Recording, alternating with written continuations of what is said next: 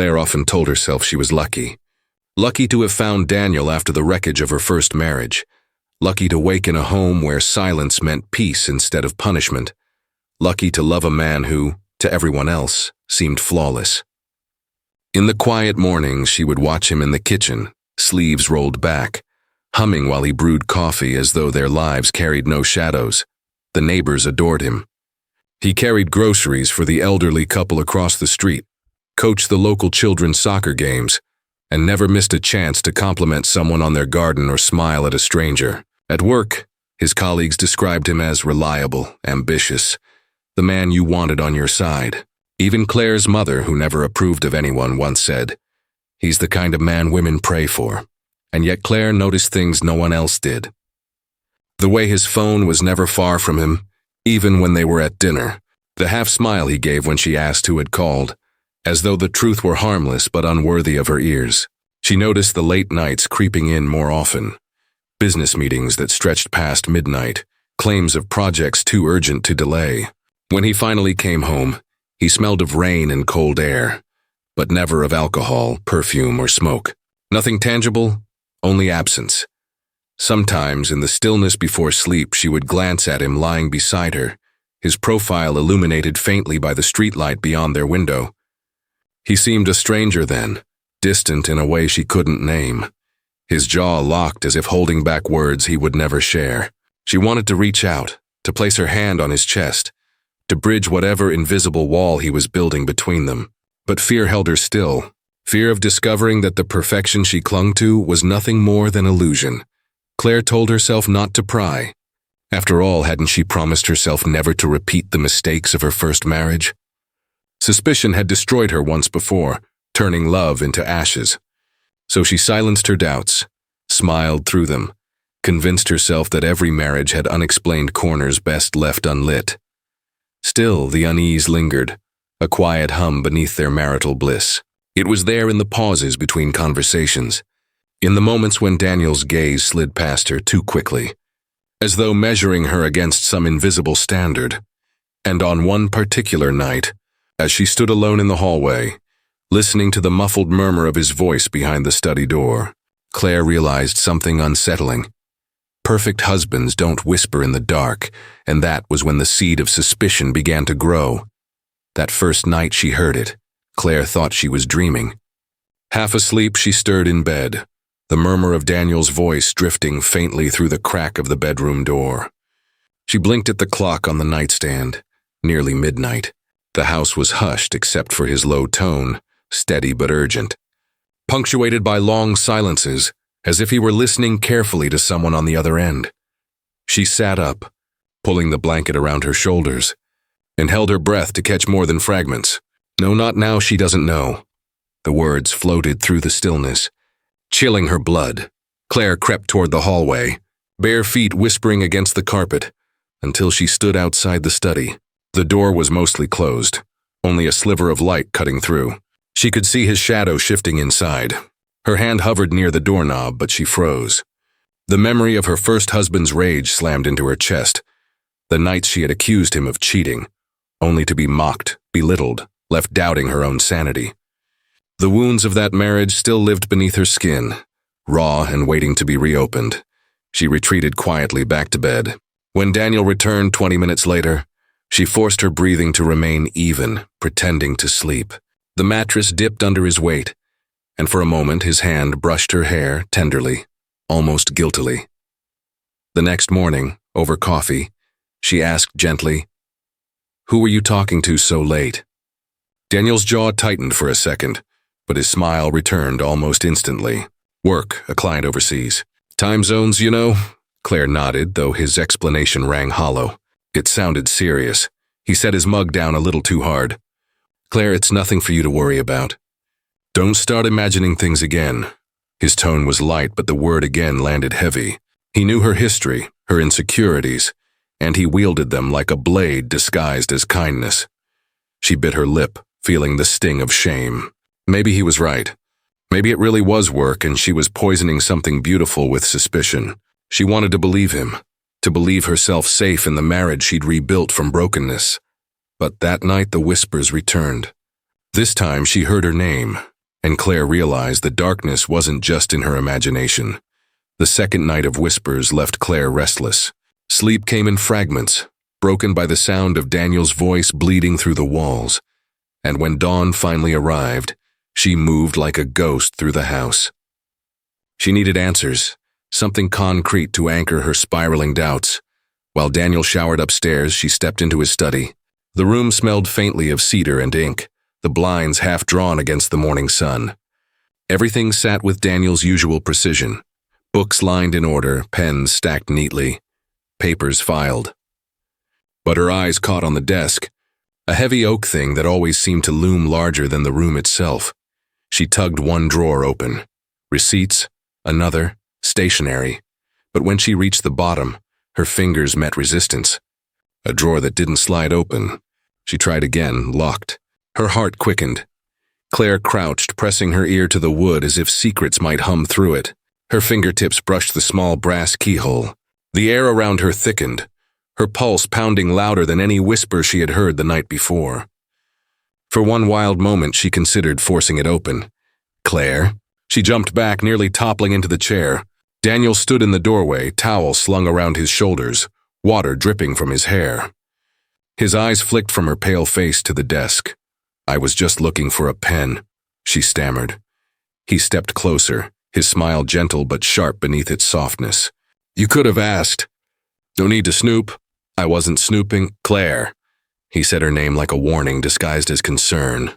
"I know your past makes you anxious, but we promised each other, remember? No secrets, no digging."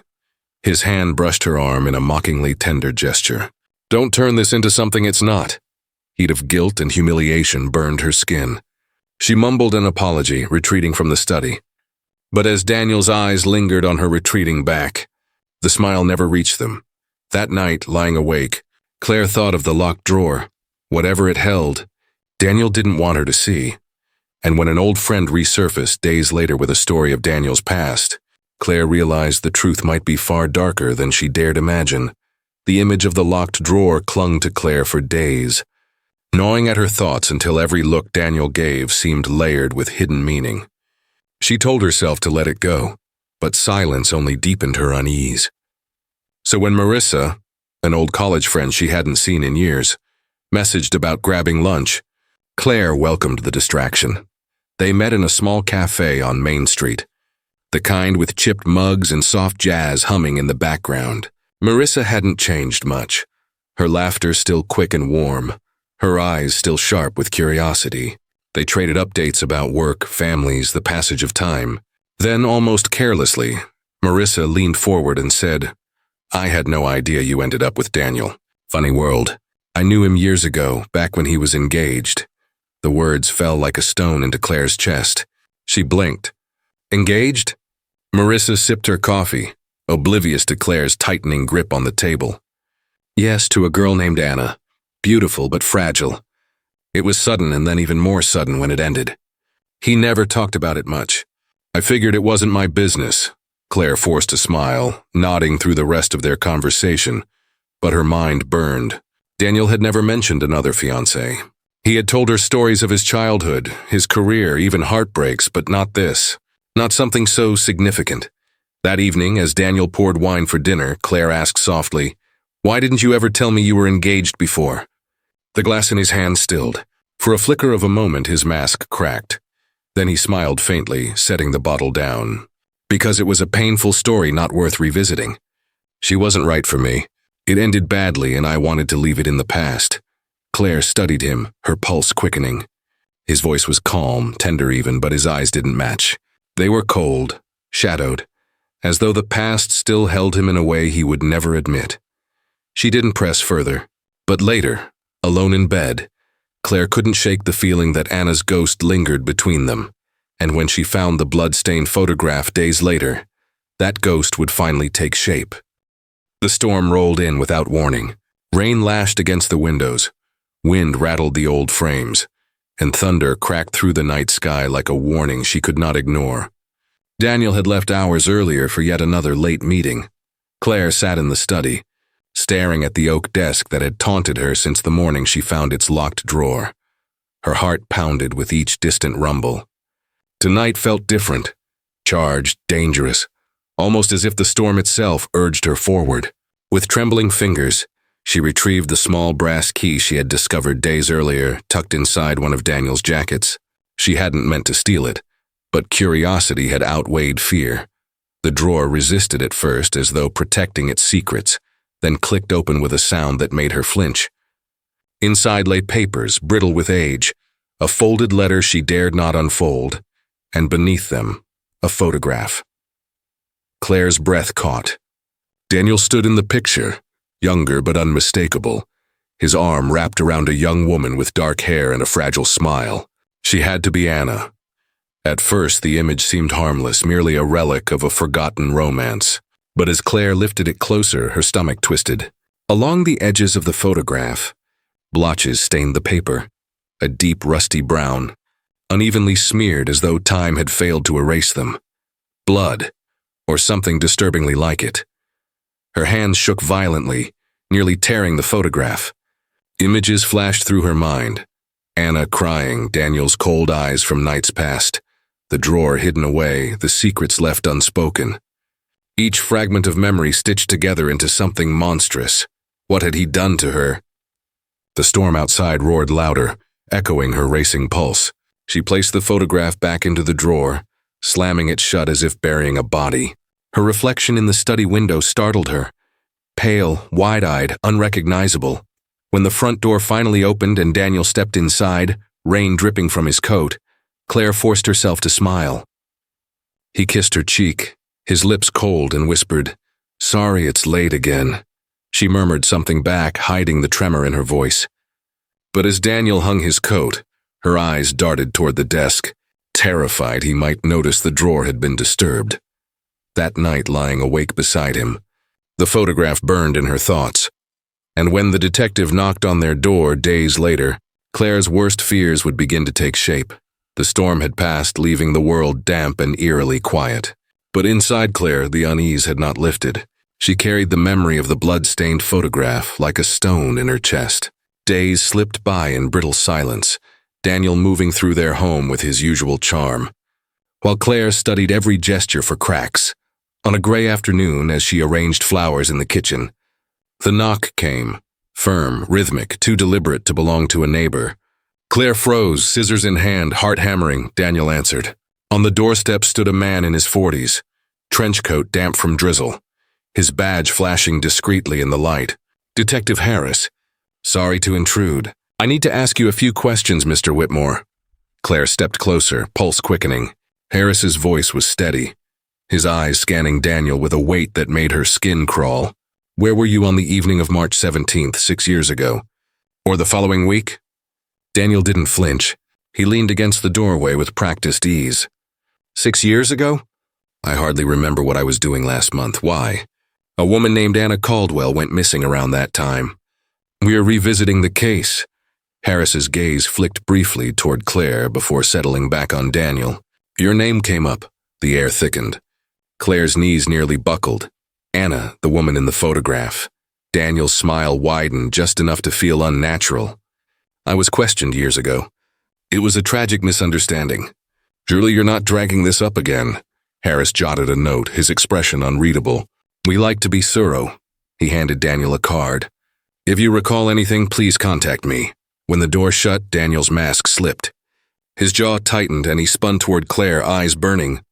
Don't look at me like that. I wasn't. Yes, you were. You think because some detective comes knocking, suddenly I'm guilty of something. Claire, it's all a mistake. Do you understand? A mistake. His voice softened, the fury retreating behind tenderness. I love you. Don't let doubt ruin us. The words were gentle, but Claire felt the force behind them, the warning cloaked as devotion. She nodded weakly, though inside doubt had rooted deep. That night, Daniel slipped into bed, arm around her waist as if nothing had happened. But Claire stared into the darkness, realizing the whispers, the drawer, and the photograph were threads of the same web. And soon, she would feel herself trapped inside it. The days after Detective Harris's visit were suffocating. Claire moved through the house like a shadow, careful with her words, careful with her silence. But Daniel noticed everything. His smiles came too quickly, his reassurances too often, as though he could sense the fracture widening in her trust. One evening, as she folded laundry in their bedroom, Daniel appeared in the doorway. "You've been quiet," he said softly. "Thinking about what that detective said?" Claire hesitated. "It's hard not to." Daniel stepped inside, his tone sharpening. "You don't really believe him, do you? After everything we've built together?" She swallowed. "It's not that I don't believe you. I just don't understand why your name keeps coming up."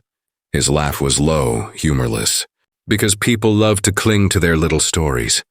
Chuta, you've always been too eager to believe the worst. Just like with your ex-husband," the word stung. "That's not fair, isn't it?" He moved closer, lowering his voice to a near whisper. "You're projecting again, Claire. You think I'm hiding something because that's what you're used to. You think I'm unfaithful, dangerous even, when the truth is you're the one destroying this marriage with your paranoia." Her chest tightened. Doubt slithered in, poisoning her certainty. Maybe he was right. Maybe her scars blinded her. She hated that she couldn't tell anymore. Daniel cupped her cheek, gentle now, his thumb brushing her skin. "I know you're fragile. I know you've been hurt. But you can't let your fears dictate us. Don't turn me into a villain just because you can't bury the past." Tears pricked her eyes. His tenderness felt genuine, but beneath it she sensed iron. Every word was both comfort and cage. That night she sat awake long after Daniel had drifted into sleep beside her. His breathing was steady, peaceful, as though he had nothing to hide. Meanwhile, her own mind felt like a fire, flickering between flashes of truth and sparks of madness. Maybe she was unraveling. Maybe he was right. But when Daniel's confession finally came, half-truths wrapped in practiced sorrow, Claire would discover just how much of her doubt he had engineered. The tension of Daniel's words lingered for days, eating away at Claire like acid. She found herself apologizing more often, second-guessing her instincts, treading carefully around him as though the truth itself was a weapon she dared not wield. Yet the unease never vanished. It only pressed harder against her ribs. One night, unable to sleep, she padded into the living room. Daniel sat there in the dark, a glass of whiskey in his hand, the amber liquid catching the glow of the lamp. His eyes were distant, heavy with something that looked like sorrow. When he noticed her, he gestured for her to sit. "Claire," he began, voice low and deliberate, "I know what's been haunting you, and maybe it's time you hear it from me." Her breath caught. She nodded, folding her hands tightly in her lap. He sighed, the sound weighted with pain. Anna, she was fragile. She struggled more than anyone knew. One night there was an accident. A terrible one. And because I loved her, because I was there, suspicion fell on me. They thought I had something to do with it, but I didn't. I swear I didn't. I lost her and then I lost my name. It's why I don't talk about it. It nearly ruined me. His voice broke, perfectly placed, and for a moment Claire's heart softened. The tremor in his words, the flicker of anguish across his face. It felt real. She wanted to believe him, wanted to cling to the possibility that her doubts had twisted a tragic past into something sinister. She touched his hand gently.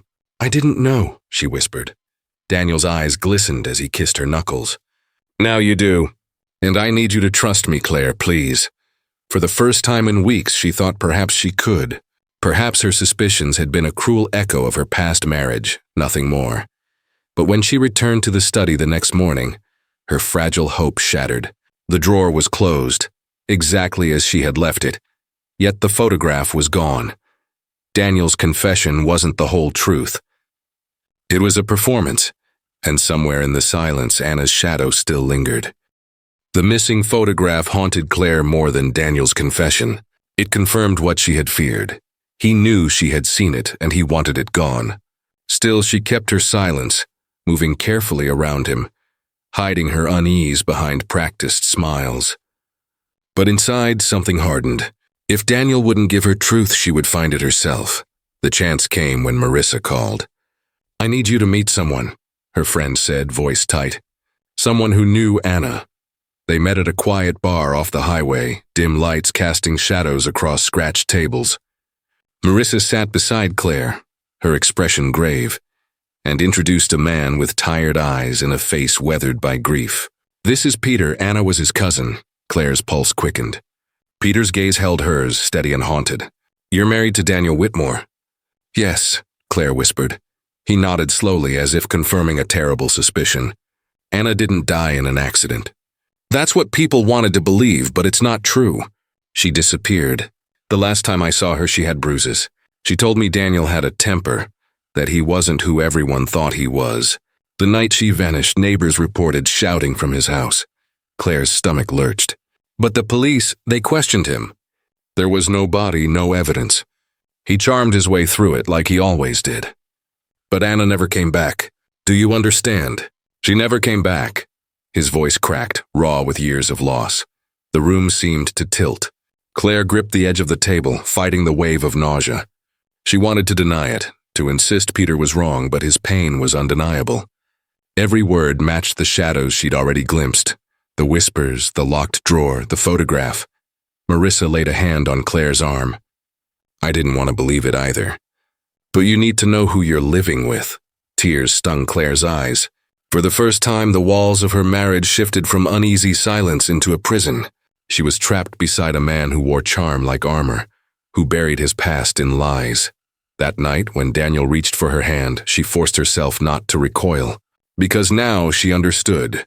His mask was already cracking, and soon it would shatter. Claire could no longer keep the silence. Peter's words replayed in her head like a wound she couldn't close, each syllable gnawing at the fragile threads of her sanity. That night, as Daniel sat reading in the living room, she stood in the doorway, her hands trembling at her sides. "We need to talk," she said.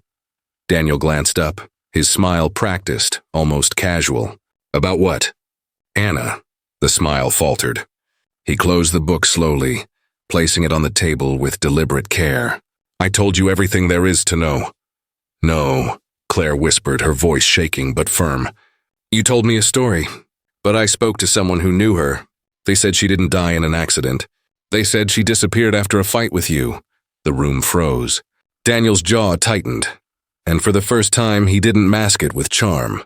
He rose from his chair, his shadow stretching across the floor like a dark twin. "Who told you that?" he asked, his voice low, dangerous. "It doesn't matter." "What matters is that you lied to me." Daniel's eyes narrowed, his mask cracking. "You shouldn't go digging in places you don't understand, Claire. People talk. They twist things. And you," he jabbed a finger toward her, "you always believe the worst. Because it is the worst." She cried. "You heard her, didn't you?" For a moment, silence pressed so heavily she thought he might strike her. Instead, his expression broke, raw emotion bleeding through. He ran a hand through his hair, pacing. "I never meant to. She pushed me, she threatened to leave. I couldn't let her go, not like that. I lost control. But I didn't kill her. Do you hear me? I didn't kill her." Claire's breath caught. His words were an admission, though cloaked in denial. He stepped closer, his tone shifting, softer now, almost pleading. "I only did it because I couldn't lose her. Just like I can't lose you." He cupped her face, his touch both tender and suffocating. "Everything I've done, it's because I love too much. Can't you see that?" Her stomach churned, revulsion and fear tangling inside her chest. She forced herself not to pull away, not yet. Because now she knew. Daniel's love was a weapon, his devotion a chain. And if she was going to survive, she would have to find a way to break free. After Daniel's fractured confession, Claire moved through their home like an actress trapped in a role. She smiled when he smiled, laughed when he teased, kissed him goodnight with lips that trembled behind their mask. But inside, her resolve hardened. If she stayed, she would be the next shadow in his past. When Daniel left for work one morning, Claire retrieved Detective Harris's card from where she had hidden it behind a cookbook. Her fingers shook as she dialed. "Harris," his voice answered, clipped but steady. "This is Claire Whitmore," she whispered. I have something you need to see." They met in a quiet diner off the highway, her heart hammering as she slid the evidence across the table, the photograph she had stolen back from Daniel's desk when opportunity briefly allowed it. The edges still mottled with that haunting rust-colored stain. Harris's eyes hardened as he studied it. "You're doing the right thing," he said, "but it's dangerous." "Be careful. Dangerous." The word clung to her as she returned home, carrying groceries as if nothing had happened. But Daniel's gaze lingered on her longer than usual that evening. suspicion tightening the air. He asked too many questions, where she had been, who she had spoken to. She answered smoothly, but fear pulsed beneath her skin. Later that night, when the house grew quiet, Claire packed a small bag in silence. Every sound seemed amplified. The whisper of a zipper, the rustle of fabric, her own ragged breathing. She tucked the bag beneath the bed, ready for when the moment came. Then came the sound that froze her blood, the slow, deliberate creak of floorboards in the hallway. Daniel's footsteps. He was moving toward their bedroom. Claire shoved the bag deeper into the shadows and sat quickly on the bed, pulling a book into her lap, forcing her hands not to tremble. The door opened and Daniel stood there, watching her with eyes that were no longer warm, no longer patient. "Can't sleep?" he asked, voice too calm. Claire lifted her gaze, summoning a fragile smile. "Just reading." But as his shadow stretched across the room, she knew he could sense it, the betrayal, the secrets she now carried.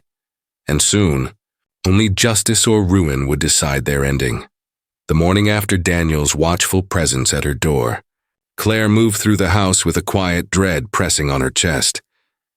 Every smile he gave her felt sharper, every word edged with suspicion. She counted the minutes until Detective Harris's call came. It arrived 2 days later. His voice was grave but steady. "We have enough. Stay calm. We'll handle the rest." That evening, as the sky turned the color of ash, the knock came again. Not gentle this time, but forceful. Daniel opened the door, irritation already etched into his face, only to be met by 2 uniformed officers flanking Harris. "Daniel Whitmore," Harris said, his voice like steel. "You're under arrest for the disappearance of Anna Caldwell." The words hit like thunder. Claire stood frozen in the hallway as Daniel's charm collapsed entirely. His face twisted with fury. "This is absurd. You can't prove anything."